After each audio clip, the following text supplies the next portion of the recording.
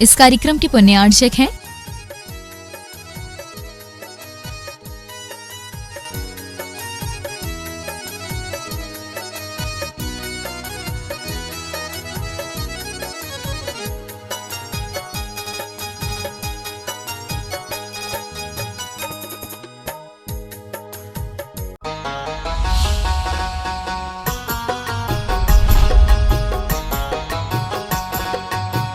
उनके द्वारा जो कुछ भी होगा उसे आप इस तरह से सहन करो कि भाई ये भी अपने हितैषी हैं, ऐसा सोच करके ये भी अपने लिए अच्छा करने वाले हैं। अगर तुम उनसे द्वेष करोगे, शत्रुता बढ़ाओगे तो वो बात और बढ़ जाएगी, शत्रुता और बढ़ जाएगी। और उनसे निकटता बनाए रखोगे तो वे सोचेंगे कि भाई देखो कितनी बार इनके लिए बुरा बोल चुका हूं, कितनी बार इनके लिए गलत सलत कह चुका हूं, लेकिन देखो कितने सज्जन व्यक्ति हैं, कुछ भी इनके लिए बुरा नहीं लगता है। ये उसके दिमाग में कभी ना कभी आ जाएगा। थोड़ा आपको वेट करना पड़ेगा। अब इतना वेट करने की अगर आप में क्षमता नहीं है तो फिर शत्रुता बढ़ना निश्चित है। इसलिए निंदा करना कभी किसी का छूट नहीं सकता है। निंदा तो आप नहीं करोगे, दूसरा करेगा, लेकिन वह निंदा करना अपने आप में एक अच्छी चीज है। कुल मिलाकर के यह है कि वो एक साबुन है, सफाई करने का एक माध्यम है। अब वो निंदा आप अपनी कर लो तो अच्छी बात है, और अगर कोई दूसरा आपकी कर दे तो उसको भी स्वीकार कर लो। नहीं समझे? या तो आप साबुन खुद अपना लगा लो और कोई दूसरा लगा रहा हो साबुन तो उसको भी लगवा लो। नहीं समझे? हो सकता है? सोच विचार करने से सब कुछ संभव तो होता है। जब हम उस तरीके का सोचते ही नहीं तो वो हो नहीं पाता। सोचना जरूरी है, क्योंकि हर तरह के स्वभाव वाले जीवों का उपयोग होता है। समझ आ रहा है? कुछ जीव ऐसे होते हैं जिनका काम ही होता है सफाई करना। क्या सुन रहे हो? जिनका काम क्या है? मान लो आपका शरीर है, आपके शरीर में एक सड़ा गला खून भी बनता है और एक अच्छा खून भी होता है। क्या पर मालूम है कि नहीं? शरीर में खून अगर गंदला होने लग जाए, सड़ने लग जाए, तो उसके लिए कोई भी तरह का इलाज आज सक्सेस नहीं है। एलोपैथी के अंदर पुरानी पद्धति है, उसके लिए क्या करना पड़ता है? एक जीव होता है जिसे जोंक कहते हैं। क्या बोलते हैं उसको? जोंक। उसका दुनिया में कोई काम नहीं है उस जोंक का, और उसका स्वभाव क्या है? गंदा खून पीना, बस यही उसका स्वभाव है। अब वो भी किसी के काम आएगी जोंक, तो कब आएगी? किसी के गंदे खून को निकालना हो, उसकी सफाई करना हो, तो वह जोंक उसके काम में आती है। उस जोंक की उपयोगिता इतनी है, आखिर उसकी उपयोगिता तो बन रही है ना। जब तक आपका खून साफ है उसकी कोई उपयोगिता नहीं है। आप कहोगे ये जोंक है, ये जोंक है, गंदा खून पीती, गंदा खून पीती, इससे दूर हटना, दूर हटना, दूर हटना। और जिस दिन आपके शरीर में कोई नसों में खून जमा होने लग जाए और निकलने ना पाए, वह जो है गंदला होने लग जाए, तो उस समय पर आपको जोंक की ही याद आएगी। किसी आयुर्वेद चिकित्सालय में जाओगे, आपके लिए यही पद्धति से उस जोंक के माध्यम से उसका खून, वह सड़ा खून निकाल दिया जाता है और आपको राहत मिल जाएगी। ये पद्धतियां हैं। हर चीज दुनिया में काम आती है, बुरी चीज भी काम आती है, निंदक भी काम आते हैं। निंदा करना भी एक काम की चीज है। बस ये डिसाइड करना है आपको कि आपको अपनी करना है कि दूसरे की करना है। यहां कहा जा रहा है आत्म साक्षिका में अघ निंदा। क्या कहा जा रहा है? अपनी आत्मा को ही अपना साक्षी बनाओ। कौन है मेरा साक्षी? मेरी आत्मा मेरी साक्षी है, मेरी अंतरात्मा उसी की साक्षी पूर्वक। साक्षी समझते हो ना? अदालत में गए हो कभी? भगवान ना करे जाना पड़े देखा तो होगा, क्या बोलते हैं? आपकी साक्षी में मैं इस ग्रंथ पर हाथ रख करके शपथ लेता हूं, साक्षी पूर्वक। यही शपथ लेना, यही उसके साथ में अपना अस्तित्व रखना, यही साक्षी पूर्वक कहलाता है। आत्म साक्षी, हमारे लिए कोई दूसरा साक्षी नहीं है। साक्षी माने जो देखने वाला हो उसका साथ कर लेना, इसका नाम साक्षी होता है। क्या समझ में आया? अक्षी माने आंखें, जिसके पास आंखें हो और उससे जो सहित हो तो वो हो गया साक्षी। जब हमारा धर्म पर विश्वास होता है, धर्म ग्रंथों पर विश्वास होता है, तो हम उस पर हाथ रख के वो देख रहा है, वो धर्म ग्रंथ, वो साक्षी इसलिए है क्योंकि उससे हमें डर लग रहा है। अगर हमने कुछ भी न्याय के विरुद्ध बोला तो ये न्याय का ग्रंथ है, ये जो इस ग्रंथ में एक डर है, इसमें एक देवी प्रतिष्ठित है, और इससे अगर हम कुछ गलत कहेंगे तो हमारे लिए गलत हो जाएगा। साक्षी माने खुद देखना, जो देखने वाला है उसको साथ ले लेना। अब तुम्हारे साथ कोई नहीं होने वाला, तुम्हें खुद अपना साक्षी खुद बनना है। आत्म साक्षी बनने का मतलब है खुद अपनी अंतरात्मा में पहचानना, क्या हमारे अंदर पाप उत्पन्न होता है। अघ माने होता है पाप, निंदा करना किसकी? खुद ही अपनी आत्मा में साक्षी बनना, खुद ही अपनी अंतरात्मा को देखना, और खुद ही अपने पाप को समझना, और खुद ही उस पाप की निंदा करना। आखिर निंदा आपको करनी पड़ेगी। निंदा वाला ये जो एक नोशन है, ये आपके लिए काम में आएगा। निंदा तो करना ही है। अब हमें दूसरे की सफाई नहीं करना, हमें किसकी करना? अपनी आप की करना। अंतरप्पा होने का मतलब है, अंतरात्मा होने का मतलब है अपनी अंतरात्मा को शुद्ध बनाना। करो, अपनी सफाई शुरू करो। कैसे होगी? ये जो आप बुकलेट जो हाथ में लिए हो ना, हाँ, इसमें बहुत अच्छी चीज है। देखो, उस पर लिखा होगा एक दार्शनिक प्रतिक्रमण, लिखा ना उस पर। हाँ, ये आप ही लोगों के लिए है। दार्शनिक प्रतिक्रमण, प्रतिक्रमण का मतलब ही होता है अपने पाप को धोना, अपने पाप की निंदा करके अपने को उस पाप से मुक्त करना। यही प्रतिक्रमण का मतलब होता है। दार्शनिक प्रतिक्रमण माने जिन दर्शन वाले सभी लोगों के लिए ये दार्शनिक प्रतिक्रमण है। कौन? जो जिन दर्शन को जानने वाले हैं, जिन दर्शन को मानने वाले हैं, जिन दर्शन को पक्ष रखने वाले हैं, उनके लिए ये दार्शनिक प्रतिक्रमण है। जो उससे ऊपर उठ जाते हैं, थोड़ा सा व्रती बन जाते हैं, उनके लिए दूसरे प्रतिक्रमण है। ये प्रतिक्रमण किसके लिए है? जो सामान्य लोग हैं, बिल्कुल सामान्य। आप व्यवसाय कर रहे हो, दुकान पे बैठे हो, कहीं पर भी आप इस प्रतिक्रमण को पढ़ सकते हो, ट्रेन में भी पढ़ सकते हो। आपके लिए ये ऐसी चीजें दी गई हैं जिसको आप छोटी सी चीजें अपने पास में रख करके अपनी सेफ्टी रख सकते हो, अपने आप को कहीं पर भी धो सकते हो, अपने आप को कहीं पर भी क्लीन कर सकते हो। बिल्कुल ये आपके क्लीनिंग एजेंट हैं, ये सब आपके सामने। क्या है ये? दार्शनिक प्रतिक्रमण। निंदा से ही शुरू होता है। पहला दूसरा श्लोक पढ़ोगे मंगलाचरण के बाद, पढ़ो तो जरा क्या लिखा है उसमें, बोलना। अहम पापी महादुष्टो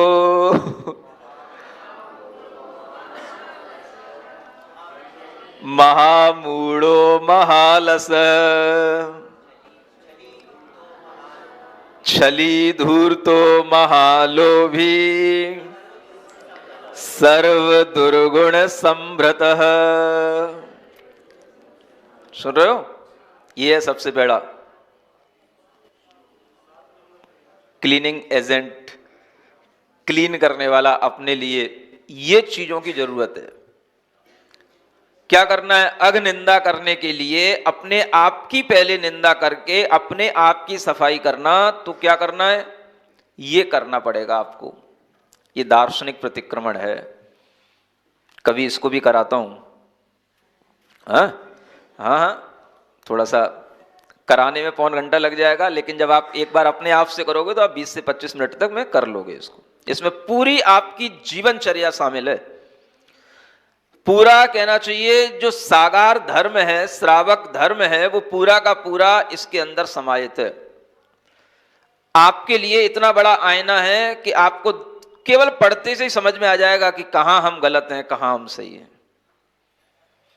खास तौर से ये उन लोगों के लिए भी बहुत महत्वपूर्ण है जिन लोगों के लिए ऐसा भाव आता है कि मुझे आसपास कहीं मंदिर नहीं है, मैं मंदिर रोजाना नहीं जा पाता, मैं कहीं दूर रहता हूं, मैं धर्म को कैसे रोजाना करके अपना दिन शुरू कर सकता हूं। जो बाहर पढ़ने वाले लोग हैं, बच्चे हैं जो विदेशों में पढ़ते हैं, आप उनके लिए ये एक बुकलेट जरूर दें, ये गिफ्ट जो उनके लिए जरूर करें। उसमें संस्कृत, प्राकृत, हिंदी तीनों में लिखा हुआ है। केवल बस हिंदी हिंदी पढ़ते चले जाएं। जरूरी नहीं आपको संस्कृत प्राकृत नहीं आती, कोई बात नहीं, आप केवल हिंदी हिंदी का बस केवल पाठ कर लें। उसमें आपको पूरे भारत के तीर्थों की वंदना हो जाएगी। 24 तीर्थंकरों की 2-2 बार आपके लिए वंदना होगी। महावीर भगवान की अलग से स्तुति होगी। सप्त व्यसन क्या कहलाते हैं, अष्टमूल गुण क्या कहलाते हैं, सब कुछ आ जाएगा। निर्ग्रंथ पने की भावना आएगी, समाधि की भावना आएगी, सब कुछ उसके अंदर आ जाएगा। टोटल स्वाध्याय है वो, प्रतिक्रमण भी है। जिन दर्शन का पूरा निर्वाह करने के लिए प्रतिदिन आपके लिए सुबह सुबह करने योग्य एक कार्य है, इसे आप अपनी आदत बना सकते हैं। अगर आपको भारी लगता हो कि भाई 20-25 मिनट रोजाना हमारे लिए नहीं निकलते हैं, आप सप्ताह में 1 दिन कर सकते हैं। जब आपको फुर्सत मिले तब कर सकते हैं। मैं तो कहता हूं भाई कम से कम जो कुछ भी क्लीन करने वाली चीजें उनका यूज तो करो। कितने लोगों को लग रहा है कि सही है, अहम पापी, मैं पापी हूं, लग रहा है सही है? सबको नहीं लग रहा। शुद्धात्मा भी बैठे क्या यहां पे? बहुत शुद्धात्मा प्रकाश, शुद्धात्मा, बहुत शुद्धात्मा चल रहा है आजकल दुनिया में। पाप का किसी को ख्याल नहीं है, सब शुद्ध बने बैठे हैं, दूध के धुले हुए।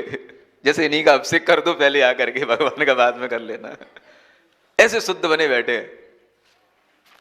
पहले ये देखो कि हम किससे भरे हुए हैं, अनादिकाल से हम किन से भरे हुए आए हैं, हमारे अंदर क्या क्या भरा बैठा है और हम किन चीजों के साथ जी रहे हैं। उनको जब तक हम एक्सेप्ट नहीं करेंगे तब तक हमारे अंदर वह शुद्धता आएगी नहीं।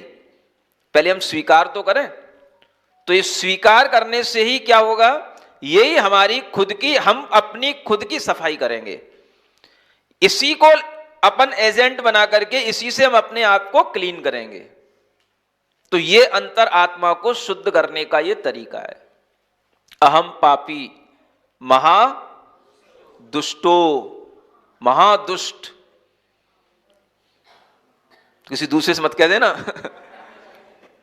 अपने आप से कह करके अपने आप में महसूस कर लेना चलेगा, लेकिन दूसरे से मत कह देना देखो इसमें लिखा है सब दुष्ट है, मैं तुझसे कह रहा हूं तू दुष्ट है।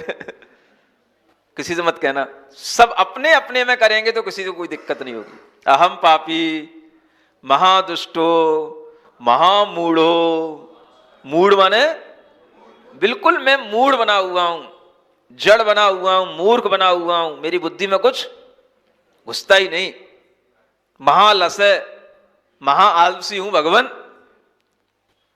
बहुत मुश्किल से सुबह सुबह ऐसी ठंड में यहां तक चल करके आ पाता हूं, वो पता नहीं कौन सी वो आकर्षण है जो खींच रहा है, ना तो भगवान में तो कहां पड़ा होता है अभी। समझ आ रहा है? महा आलसी आदमी को आलस करने में इतना मजा आता है। कुछ भी करना नहीं जानता हो तो आलस करना हर कोई जानता है दुनिया में, आप देख लेना। किसी भी बच्चे से कहना चलो बेटा मंदिर ले चलते हैं, क्या हो गया, ठंड बहुत है, देखो देखो इसमें माइनस टेम्परेचर दिखा रहा है, देखो देखो यार 6 डिग्री टेम्परेचर हो गया। दुनिया के बहाने बना लेगा, लेकिन वही काम अगर उससे कहो चल बेटा घूमने चलते हैं, आज होटल पे पिज्जा खाएंगे, तैयार बैठा है पट्टा। समझ आ रहा? आलसी आदमी बना हुआ है अपनी हित के काम में, हमेशा आलसी बनता है। जिससे आत्मा का हित हो उसमें वह महा आलसी है। प्रतिक्रमण करने में महा आलसी, ध्यान कराओ तो आलसी, ज्ञान की बातें करो तो आलसी, भक्ति कराओ विधान कराओ तो आलसी। समझ आ रहा है? इनमें आलस दिखाएगा और दुनिया के काम में तैयार है। मोबाइल दे दो उसको, सब नींद सब भूल जाएगा, खाना पीना सब भूल जाएगा, लगा रहेगा उसी में। इसलिए जो व्यक्ति स्वयं को समझने लग जाता है, वो समझने लग जाता है कि वास्तव में मेरे अंदर कौन कौन सी बुराइयां हैं, और उनको समझने के लिए आपको ऐसी भावनाएं अपनी आत्म साक्षी पूर्वक करना पड़ती हैं। करोगे तो आप इन तरह की गंदगियों से अपने आप को मुक्त कर पाओगे। ये इसीलिए बहुत बड़ा गुण बन जाता है सम्यक दृष्टि जीव का कि वह प्रतिदिन प्रतिक्रमण करता है, प्रतिदिन अपनी आत्मनिंदा करता है। आपके लिए नियम नहीं बनता है इसलिए आप ऐसा नहीं करते हो, लेकिन सम्यक दृष्टि जीव के लिए नियम है। गृहस्थ के लिए भी ये नियम है कि वह प्रतिदिन प्रतिक्रमण करे, और गृहस्थ के लिए कोई प्रतिक्रमण है ही नहीं। इसलिए सबसे पहले ये प्रतिक्रमण बना हुआ है जिसका नाम है दार्शनिक प्रतिक्रमण। ये केवल ऐसे ही गृहस्थों के लिए जो सब तरह का व्यापार कर रहे हैं, कोई भी तरह का अपना आरंभ सारंभ पाप तो होता ही है, उस सब तरह के अपना जो कुछ भी पाप क्रिया कर रहे हैं, चाहे वो कॉलेज में हो, चाहे बिजनेस में हो, किसी भी तरह की हो, कोई भी तरह का कोई भी व्यक्ति हो, हर कोई व्यक्ति इसको पढ़ सकता है और समझ सकते हो आपके इसमें कितने तरह के हमारे भीतरी भाव लिखे हुए हैं। अगर आप कोई एक दिन नियुक्त कर लो तो एक दिन आपको सामूहिक रूप से भी कराया जा सकता है ना? हाँ, अष्टमी चतुर्दशी को भी आप कर सकते हो, जब तक आप और भावना करो। आने वाले किसी भी दिन इच्छा है कि नहीं कि अपन जबरदस्ती कराते रहते हैं कुछ भी? कुछ नहीं, अभी पूछना ही पड़ता भाई, पता नहीं है यार कि महाराज कहीं कुछ जबरदस्ती कुछ ना कुछ, ऐसा तो नहीं है? बोलो तो, ढंग से तो बोलो।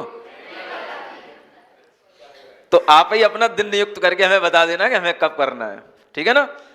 आत्म साक्षिका में अगनिंदा गरहा गुरु से कंपा, है ना?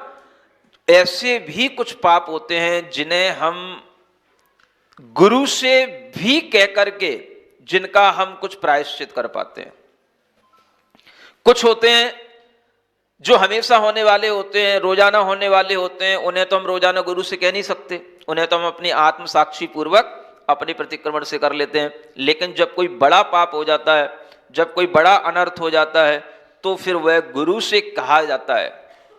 और गुरु से कहने में, किसी से कहने में तो डर लगता है, हमसे पाप हो गया, नहीं समझे?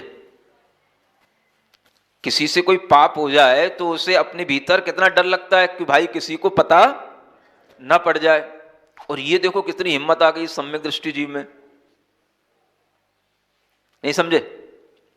कितनी हिम्मत आ गई इसमें कि यह अपना कोई भी तरीके का दुर्भाव होगा, पाप होगा, वह सब किससे कह देगा? अपने गुरु से कह देगा। यह कहलाता है गुरु के प्रति श्रद्धान। आपने सुना था ना, देव शास्त्र गुरु की श्रद्धा है हमें, तो सम्यक दृष्टि है कि नहीं? तो भाई कोई देव शास्त्र गुरु कुछ काम में तो आए, नहीं समझ में आ रहा? जब देव शास्त्र गुरु की श्रद्धा है तो गुरु शास्त्र कुछ काम में तो आए, तो काम में कैसे आएंगे?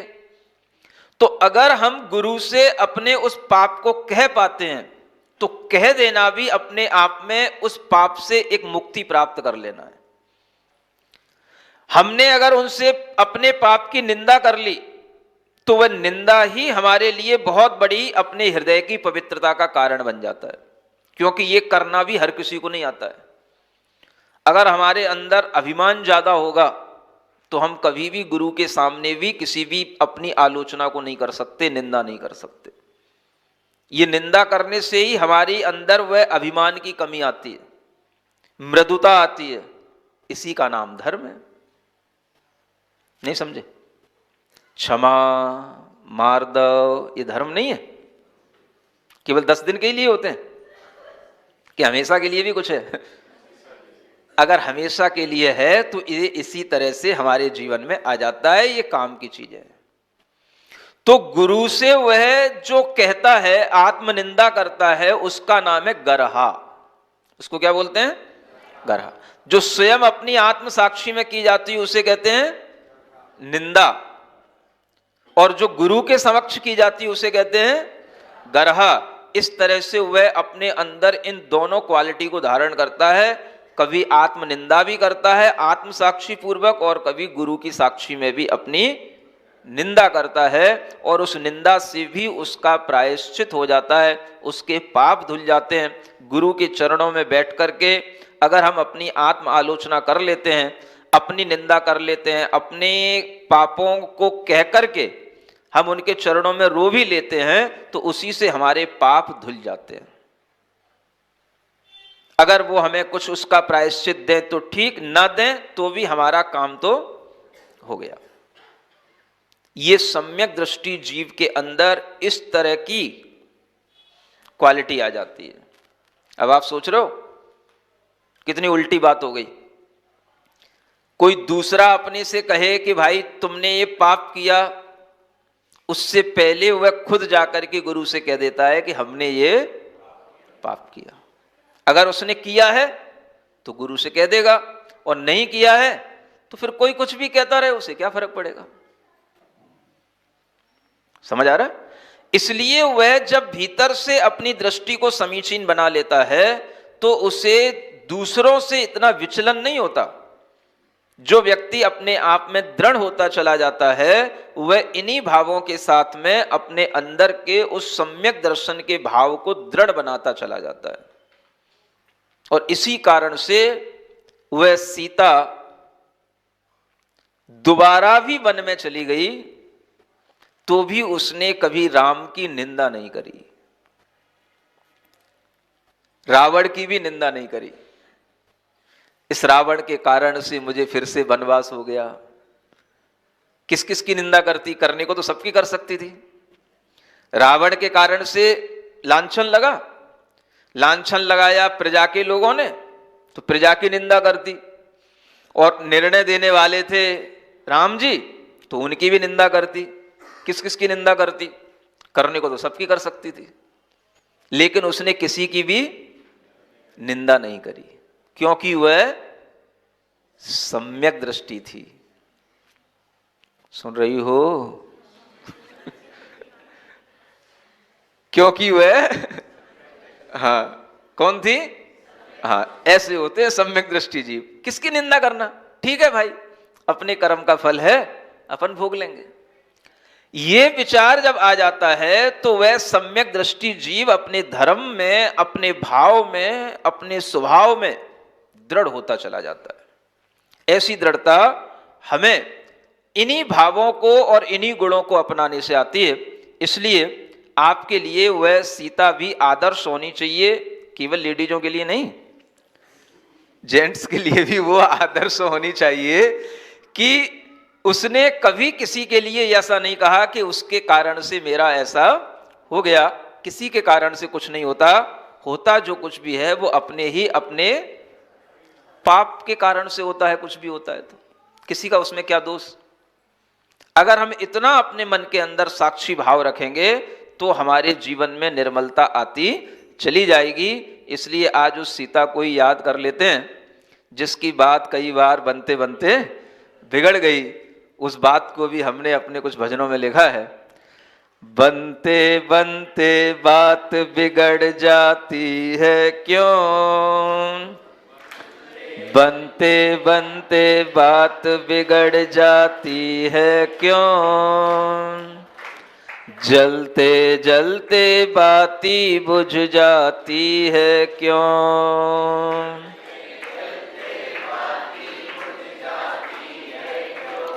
रावण मरण हुआ ग्रह आगमन हुआ, रावण मरण हुआ ग्रह आगमन हुआ। पुत्रों का लख गर्भ राम मन चमन हुआ। पुत्रों का लख गर्भ राम मन चमन हुआ। सोचा था अब गम की काली रात टली। सोचा था अब गम की काली रात टली। सोचा था अब गम की काली रात टली। सोचा था अब गम की काली रात टली। सीता का अपवाद सुने वह राम बली। सीता का अपवाद सुना फिर राम बली। फिर से सीता एकाकी वन जाती क्यों। फिर से सीता एकाकी वन जाती क्यों। बनते बनते बात बिगड़ जाती है क्यों। बनते बनते बात बिगड़ जाती है क्यों। जलते जलते बाती बुझ जाती है क्यों। जलते जलते बाती बुझ जाती है क्यों। ओम अरहम नमः। ओम अरहम नमः। ओम अरहम नमः। ओम अरहम नमः। ओम अरहम नमः। ओम अरहम नमः। ओम अरहम। एक 5 बार ओम अरहम नमः का दीर्घनाद आज आप अपनी इच्छा से खुद करेंगे। आंख बंद करके सीधे बैठे। 5 बार क्या करना। ओम अरहम नमः का दीर्घनाद करो। ओम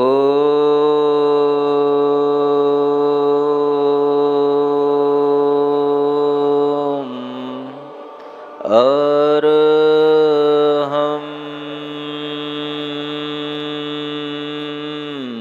नमः।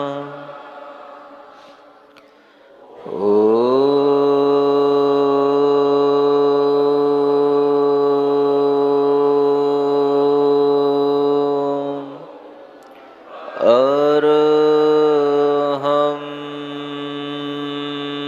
नमः। ओम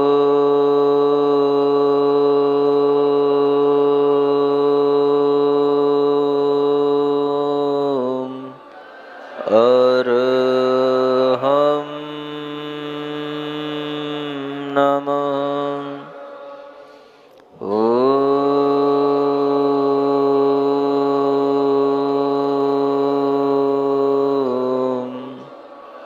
अरहम नमः। ओम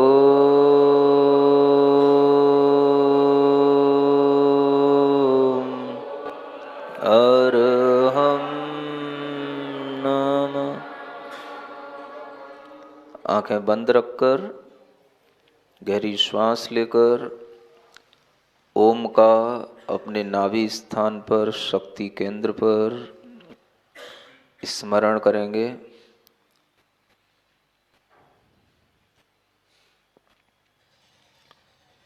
श्वास ऊपर की ओर लेकर माथे पर अरहम का स्मरण करेंगे। हाथ जोड़ेंगे, हथेलियां घिसेंगे, आंखों पर रखेंगे। ओम अरहम परम शांति। ओम अरहम परम शांति। ओम अरहम परम शांति। बोलो पार्श्वनाथ भगवान।